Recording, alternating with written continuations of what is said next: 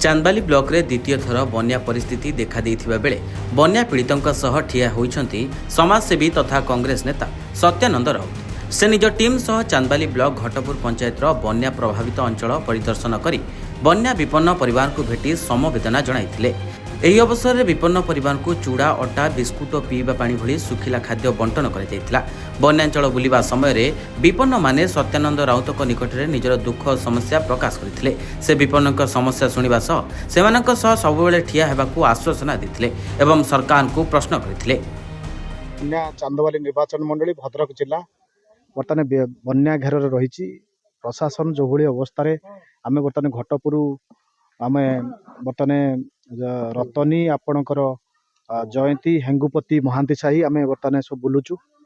ଆମେ ଘଟପୁର ପଞ୍ଚାୟତର ବାବୁଲି ଭାଇ ଅଛନ୍ତି, କାଳି ଭାଇ ଅଛନ୍ତି, ସମସ୍ତେ ଆମେ ବୁଲିବୁ। ବର୍ତ୍ତମାନ ଲୋକଙ୍କ ୟା ପୂର୍ବରୁ ଆମେ ଗୋଟେ ଫେଜ୍ରେ ଯାହା ଆମ ପାରୁ ପର୍ଯ୍ୟନ୍ତ ରିଲିଫ୍ ଦେଇଥିଲୁ, ବର୍ତ୍ତମାନ ଆଉ ଗୋଟେ ଫେଜ୍ରେ ଆମେ ବୁଲିବା ଷ୍ଟାର୍ଟ କରିବୁ।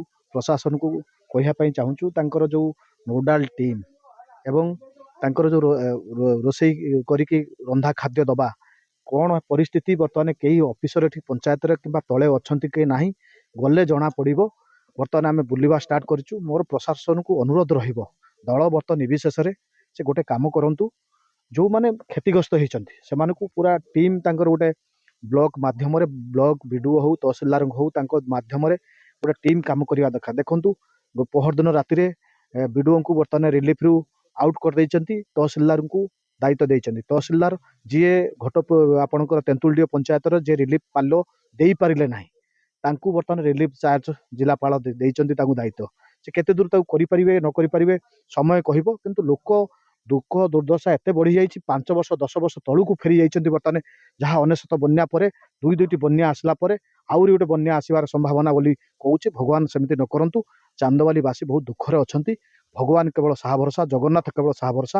ଏ ପ୍ରଶାସନ ପୁରା ଫେଲର ହେଇଯାଇଛି। ଏ ସିଷ୍ଟମଟାକୁ କ୍ୟାରି କରିପାରୁନାହାନ୍ତି। ସେ ଜାଣିପାରୁନାହାନ୍ତି କେତେ ପାଣି କେଉଁ ପାଣି ଆସିବ କ'ଣ ହେବ, ତାଙ୍କ ସିଷ୍ଟମଟାକୁ କ୍ୟାରି କରିପାରୁନାହାନ୍ତି। କେତେ ପାଣି ଅଛି ତଳେ ଆଉ କେତେ ପାଣି ଆମେ ଛାଡ଼ିବୁ, କ'ଣ ଘାଇ ଭାଙ୍ଗୁଛି ଆପଣ ଦେଖୁଥିବେ। ଦିନ ରାତି ଯେଉଁ ଅବସ୍ଥାରେ ଲୋକ ପଡ଼ିକି ରହିଛନ୍ତି, ଲୋକଙ୍କ ପାଖରେ ପହଞ୍ଚିବା ମାନେ ପ୍ରଶାସନ ପାଇଁ ବହୁତ ଅସୁବିଧା ହେଇଯାଇଛି। ସେ କହୁଛନ୍ତି ଆମେ ଚିଠା କରିକି କାହାକୁ ପାଲ ଦେବୁ, ସେମିତି ନାହିଁ। ଦେଖନ୍ତୁ କେଉଁ ଅବସ୍ଥାରେ କିଏ ଅଛି ତାକୁ ଦେଇଦିଅନ୍ତୁ। କ'ଣ ଅଛି, ସିଏ ସରକାର ପଇସା ଆମ ପଇସା, ତାକୁ ଦେଇଦେଲେ କ'ଣ ଭାସିଯିବ। ସିଏ କହୁଛନ୍ତି ଗୋଟେ ଚିଠା କରିକି ପଞ୍ଚାୟତ ଲେବୁଲ ଗାଁ ଲେବୁଲରେ ତାଙ୍କର ୱାର୍ଡ ମେମ୍ବର ତାଙ୍କ ସରପଞ୍ଚକୁ କହିକି କରିବେ, ସେମିତି ହେଇପାରିବନି। ଲୋକ ବହୁତ ଦୁଃଖ ଦୁର୍ଦ୍ଦଶାରେ ଅଛନ୍ତି। ସେ ବିଷୟରେ କହିବାର କାରଣ ଆମର ଯିଏ ମାନ୍ୟବର ସାଂସଦ ଯିଏ ମନମୋହନ ସାମଲ ରାଜ୍ୟ ସଭାପତି ଅଛନ୍ତି, ମୁଁ ଭାବୁଛି ତାଙ୍କ ପାରିବା ପଣିଆ ପ୍ରତି ବର୍ତ୍ତମାନ ତାଙ୍କର ପ୍ରଶ୍ନବାଚୀ ହେଇଛି। ଯେତେବେଳେ ସେ ଧାମନଗର ଆସୁଛନ୍ତି, ତିହିଡ଼ି ଆସୁଛନ୍ତି, ଏଠୁ 5-10 କିଲୋମିଟର ଆସିଥିଲେ ଚାନ୍ଦବାଲି ନିର୍ବାଚନ ମଣ୍ଡଳୀକି ଆସିପାରିଥାନ୍ତେ। ଏଠି ଚାନ୍ଦବାଲି ପାଖର ଏଠି ଅଛି, ଚାନ୍ଦବାଲି ଆସିପାରିଥାନ୍ତେ, ଆସିପାରିଲାନି। ଆମେ ସାବତ ପୁଅ, ଆମେ ସାବତ ମାର ପୁଅ। ତେଣୁ କରିକି ପ୍ରଶାସନ ମନମୋହନ ସାମଲ ନିଜେ ଫେଲର। ମନମୋହନ ସାମଲ ତ ଗ୍ରାଉଣ୍ଡ ଜିରୋକୁ ଯାଇନାହାନ୍ତି, ରାସ୍ତା କଡ଼କୁ ଯାଇନାହାନ୍ତି। ସିଏ ମୁଖ୍ୟମନ୍ତ୍ରୀଙ୍କୁ ଆଣିକି ହେଲିକପ୍ଟର ଯଦି ବୁଲେଇ ପାରିଥାନ୍ତେ ଚାନ୍ଦବାଲିବାସୀ ଆଜି ଖୁସି ହେଇଥାନ୍ତେ। ଚାନ୍ଦବାଲିବାସୀ ତାଙ୍କୁ ଭୋଟ ଦେଇଥିଲେ, ପ୍ରତିନିଧିତ୍ୱ କରିଛନ୍ତି, କିନ୍ତୁ ଦୁଃଖ ଲାଗୁଛି, ଦୁଃଖ ପରିତାପର ବିଷୟ।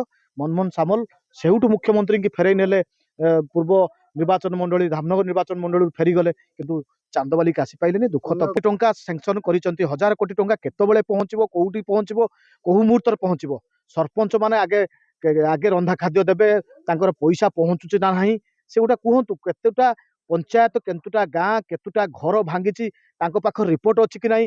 ଆପଣଙ୍କ ପାଖରେ ଯେତିକି ରିପୋର୍ଟ ଅଛି ତାଙ୍କ ପାଖରେ ସେତିକି ରିପୋର୍ଟ ନାହିଁ। ନା ଏଟା ଦୁର୍ଭାଗ୍ୟ କଥା। ଏଭଳି ହଉନଥିଲା ଇତିହାସରେ। ଏ 2 ବର୍ଷ ସରକାର ଭିତରେ ଏମାନେ ଫେଲର ହେଇଛନ୍ତି। ସରକାର ପୁରା ଫେଲର ହେଇଛି।